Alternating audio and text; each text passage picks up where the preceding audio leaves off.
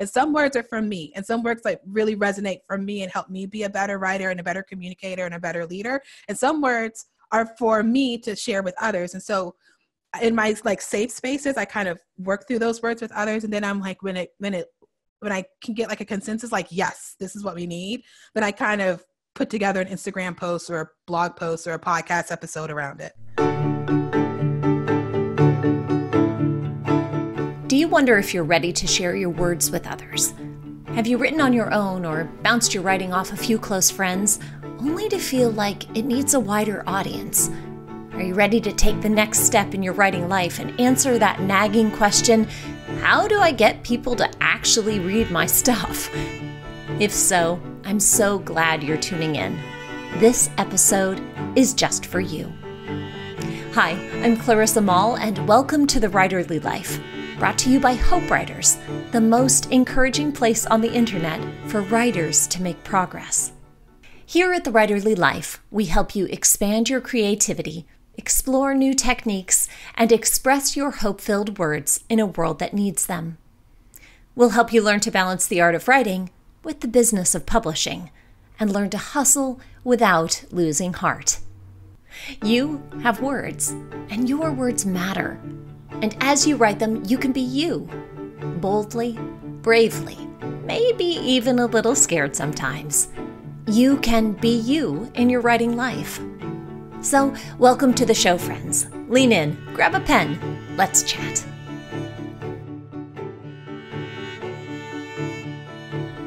Welcoming your reader always includes bringing your whole self to your work. So this week, we're digging deep to figure out how to find and welcome our readers. If you've been wanting to move beyond daily journaling for yourself and put your words out into the world, this episode will get you started. When we focus too much on how we're perceived in our writing, it can keep us from meeting our readers' needs and allowing them to connect with our story. Writer, podcaster, and pastor Osheta Moore knows this temptation all too well. She sat down with Hope Writers to discuss how she's learning to embrace her full, whole self as a writer, and how we can do the same. Lean in as Osheta tells us more during a recent Hope Writers Tuesday teaching with author and co-founder Emily P. Freeman. Can you tell us a little bit about, just from your perspective as a writer, when you think about the person you're writing for and the person you're writing to, who is your ideal reader? Who do you picture when you imagine the person who's reading your words? Oh, that's a really good question. You know, I feel like for so many of us, we are kind of just in the middle. Like we believe, we know that there's conflict, or like an idea can be super polarized. And so we kind of like understand each side, but we don't wholeheartedly say we're one side or the other. We're just kind of like in the middle on so many things, theologically, politically, philosophically. And so I think that my ideal writer is somebody who identifies herself as kind of like in the middle, and she's so heartbroken by the conflict of either side, and she wants to figure out a way to be a bridge between the two. My ideal reader is somebody that recognizes that all of these issues are way more complex than just a vote or just a solid, like, I believe this and nothing else, or that they realize that there's so much complexity once you kind of like start looking at the people who hold those ideas. And so they want to be a part of like creative solutions for peace in the midst of that complexity. And then I think my ideal reader is just a woman who is so tired of feeling like all of the good and godly people are doing all the big, great things all over the world. She wants to know that what she does in her everyday life is good and meaningful and has eternal significance. And so she wants her everyday actions of showing up for the people to matter. So she wants a cheerleader to say, yeah, it totally does. And keep at it. And here's another idea to be creative and a peacemaker right where you are. Osheta knows how hard it can be to tackle difficult topics. Her readers look to her to help them discover how their everyday lives intersect with peacemaking and how they can live out peacemaking in meaningful ways.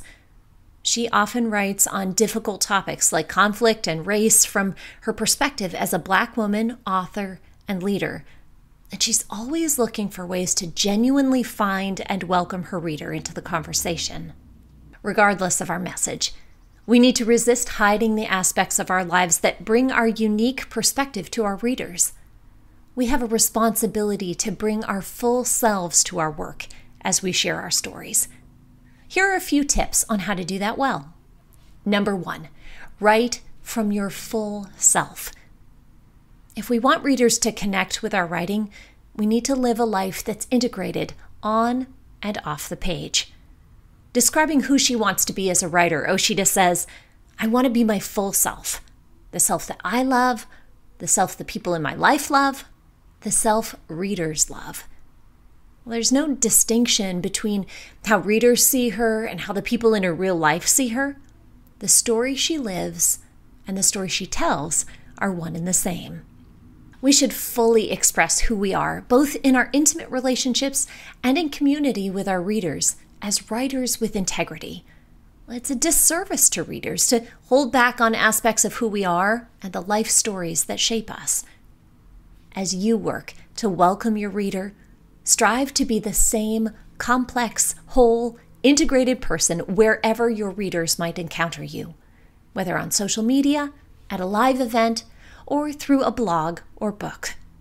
Number 2, write with a consistent voice. Another aspect of bringing our whole self to our story is writing how we speak. When we communicate with readers across publishing platforms, not only do we want to bring our whole self, we also want to have a consistent voice. Osheta has lived all over the United States, and over the years she's inevitably picked up local vocabulary from each location. This is reflected in her work, where she strives to write in the same way she speaks, peppering in the language of her everyday life. If we want to find and welcome our readers, we want to sound consistent across all publishing platforms for them. But we also want the people in our lives to recognize our voice in our work. When she wrote her book, Shalom Sisters, Osheta kept in mind that she wants her daughters to read it someday. When they do, she wants them to recognize the sound of her voice, even when it's written on the page. Number 3, write through your embodied stories. In addition to bringing a consistent voice to your work, it's also important to bring our own embodied experiences to our writing. Osheta specifically encourages writers of color to write from the skin they're in. "I can't be my whole, full self as a writer," she says, "if I can't talk about race. Skin color, gender, physical health, and any number of other bodily experiences inform who we are as writers. Stories told from your own skin make for richer, more integrated writing, regardless of the form your writing takes. Your body and how you live in it give you a unique perspective from which to create. Writing from the skin you're in helps you remain authentic, brings depth and color to your storytelling."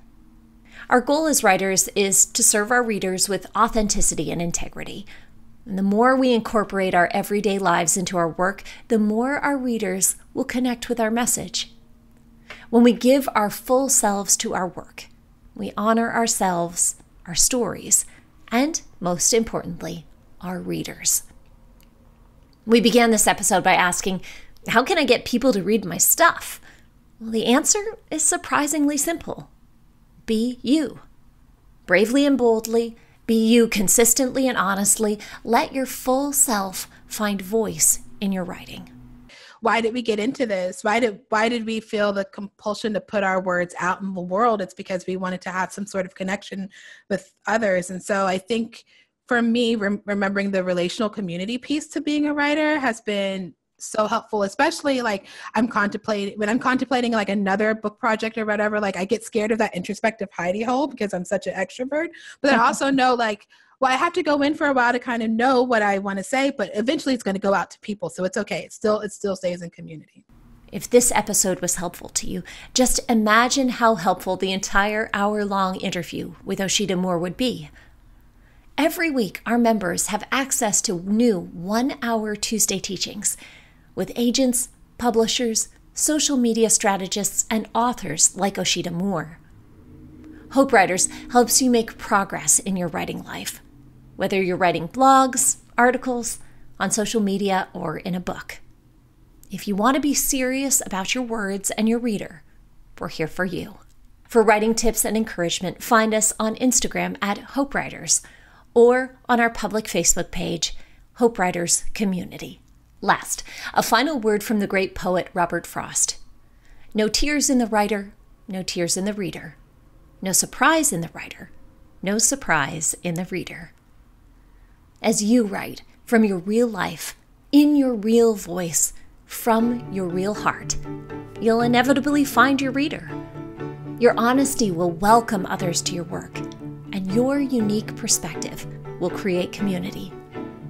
Whether you write for a handful of close friends or audiences of millions, your words will bring hope to those who read them. Thanks for listening, writer friend. As you step into this week, remember to keep writing. Your words matter, and we can't wait to read them. If you found this episode of The Writerly Life helpful, be sure to like and comment and hit the subscribe button below here on YouTube. If you're listening in, like, rate, and leave a review in Apple Podcasts. Your reviews help others know you found the content helpful. See you next week.